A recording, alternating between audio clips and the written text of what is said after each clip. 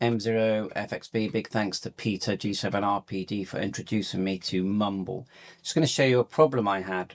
I am connected on the right hand side using my Android phone, but it stopped me from logging in using my Windows 11 PC, and I'll show you why. So if we go up here where it says server and go connect, here are a list of the servers that Peter has provided, and they're all the same. I've just been trying over and over again to connect.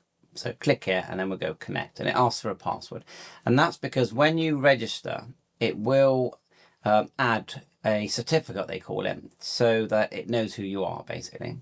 And when I did it on my phone basically registered the same certificate in my call sign M0FXB. And that's working fine, and I can just touch the front there. I can set the PTT up. You've got all these different links on my phone.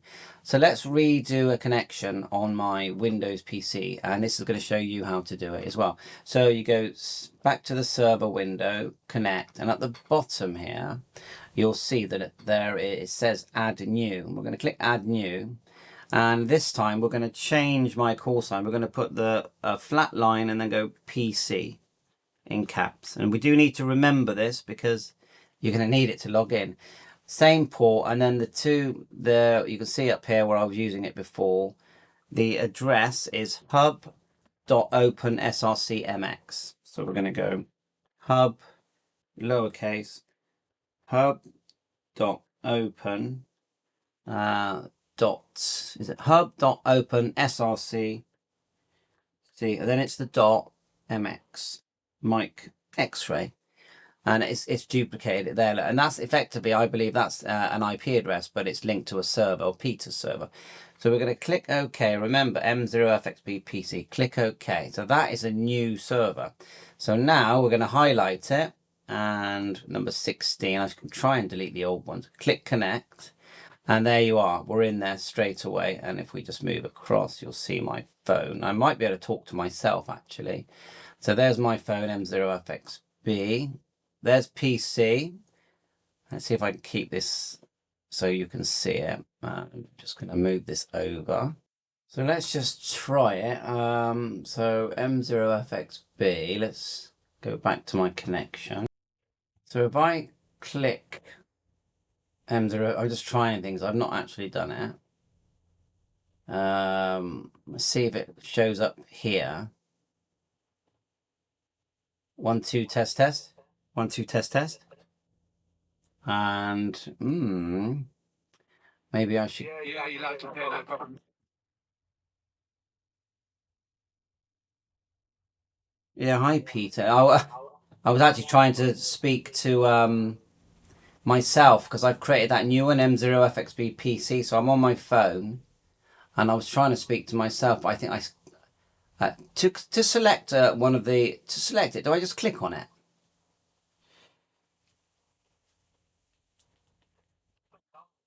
Again, say that again, sorry. Now what I've done, I've created a new M0FXB PC, and it's logged in. It's working excellent now on my Windows. I was actually trying to talk on my phone, which I'm talking on now, to my PC to see if I could see myself activated. But I think I mean, well, do I have to click it first? Because obviously when I'm pressing PTT on my phone, I can see it go red. Maybe I should test it back the other way. Yeah, you can't directly talk person to person. It's channel. Anybody in the channel talk to each other. You can send a whisper message to an individual person, so you can whisper to somebody by right-clicking on them and doing whisper, but you can't do that on the Android client. It only works on the PC and the Linux version. But you should, if you were both in the same channel, then anybody in the channel will hear each other. On the PC, you'll need to map a PTT button by adding a shortcut.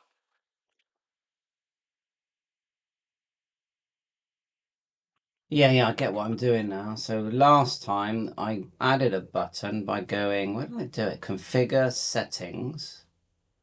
And where was it? output. Was it output? Sorry, I'm confusing myself. And that's my speakers and that. Remind me how I add that PTT square button that I did last time. Back to you. So you're doing this live, learning live. Configure settings, audio input, There it is. transmission, default voice activated, but change it to push to talk. And There then it just is. below that, there's a little tick box Yeah, that's it. in the transmission area Okay. that says display push to Right. talk window. There's our box. But what I recommend to do is to go to shortcuts and go add a shortcut. The function is push to talk, and then Shortcut. assign a button to it. And Ah, I right. recommend using the right hand control key because it's a key that you don't normally use on the keyboard. Because even when the So app's look. in the background, if you push that button, it will activate the PTT. So that, like, if you had a space bar, for instance, mapped, if you're typing a message, an email to someone, and every time you push the space bar, it will fire off the PTT. Where the right control key is something that you don't really use very often. I am trying to do that. Yeah, I'm sort of doing it. I clicked, it's now saying unassigned. So if I go add, listening for input, is that when I push that right hand key, I think it worked. Click OK. I'm just going to D key and I'm going to press, I'll either press the square on the screen or the right hand key. I'll just come back. No, that one didn't work. No, so it's not quite working. Okay, in the end, the square worked. You receiving that, Peter?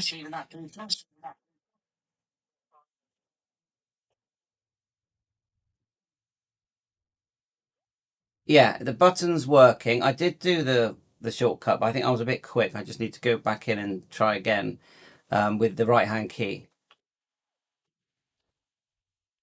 So that's I'm not sure if you have to assign the function push to talk and then assign the key by pushing it and then click apply and then click OK. I'm not sure whether that solves it, but yeah, then when you push that key, and you can also set a that you can make the button bigger. settings in, set the double tap time to about 200 milliseconds. If you go on that key, the same sort of speed that you will double on your mouse, it will then lock the PTT on, which is really handy because you then sort of hands free, and then when you want to un-PTT, Hopefully you're hearing this.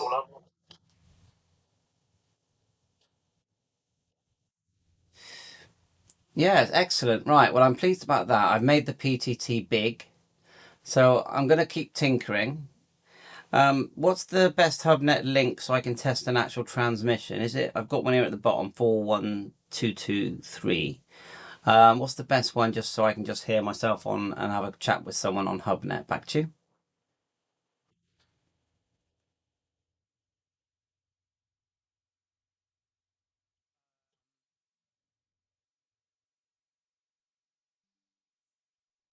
Yeah, I can add you to the HubNet. Yeah, there's two. There's All Star 42018, which is not connected to anything. It's completely standalone. And you can connect to that node.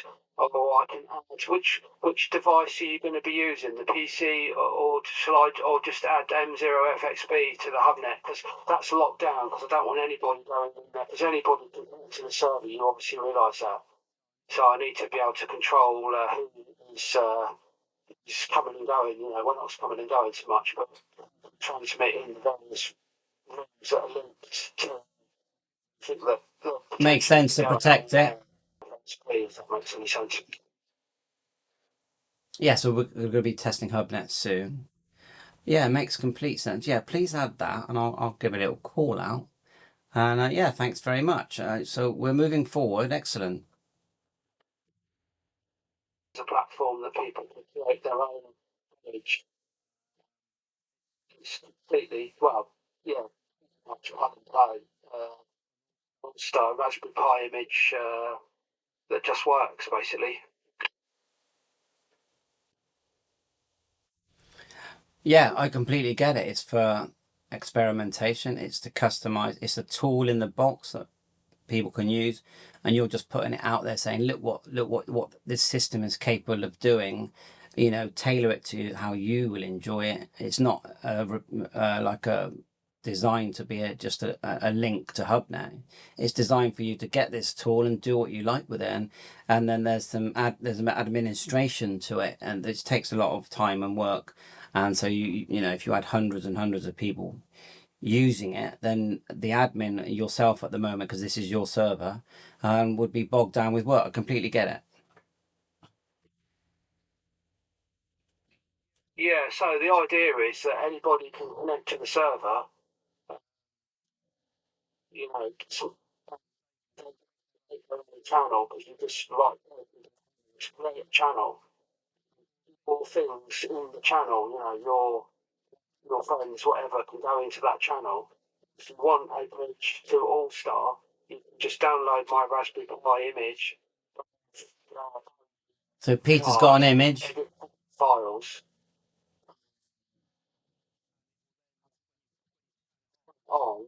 It will to your channel. It will sit in your channel, and it will connect to your All-Star node of choice, and then you can do. So what I'll put the link in to download Mumble. You can manage it yourself.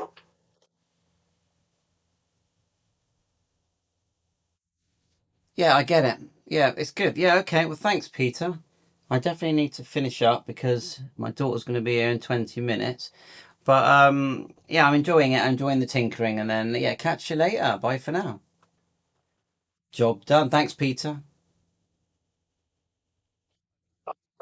Yeah, I just wanted, you know, there's so much buzzing around in my head, and you're absolutely right with what you said about, you know, it's just a platform to experiment with, to see what it does and see how it works. But it just works so well on the Android. And the audio is just, you know, I'm not saying BBC quality because that gets thrown around far too often, but Sounds it's good, very, though. very good. It's clear. And it's just very, you know, very lightweight. Please hit the No subscribe. advertising, no, you know, privacy. If you haven't already, ratings or lots anything of like that you get with interesting topics. some of these things. So it's just perfect on video, really. Anyway, there's also some other little projects as well called Talk. It's TALK. Talk Connect. So it's Connect. Spelled. It's a Antenna. Raspberry Pi thing with a screen. I know people love screens, but it's got a screen Next on video. it, and it's for Mumble, but for Texan 990. radios. See who's talking is like a Super receiver thing that you can go up and down through the channels, and you know, that's kind of something I haven't. We've got a few yet. receivers here. It's designed for Mumble, and there's a few other little cool, isn't it? that people have made. The only thing I've done is made the server, set the server up, which is hosted in the cloud, very, very reliable. Excellent work. The Thank All-Star you. bridge, which